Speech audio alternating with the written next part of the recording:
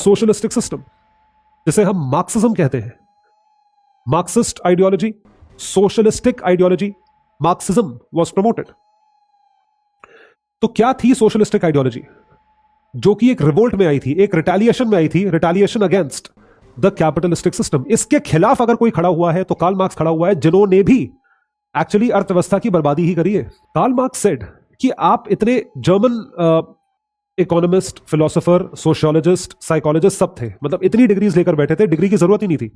Used to study everything and used to write extensively.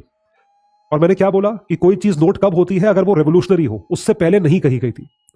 तो Karl Marx road, he authored in German, ट्रायर नाम का एक शहर है, जर्मनी में पड़ता है, वहां से कार्ल मार्क्स बिलोंग करते हैं। वहां से खूब सारे लेख लिखते थे। एक किताब इन्होंने लिखी मार्क्सिज्म पे, जहां पे he propagated the socialistic system of society. He said that you have to move against the capitalist. आपको कैपिटलिस्ट के खिलाफ मूव करना पड़ेगा, नहीं तो ये कैपिटलिस्ट आपको जिंदा खा जाएंगे। तो लोगों ने पूछा क्या करें?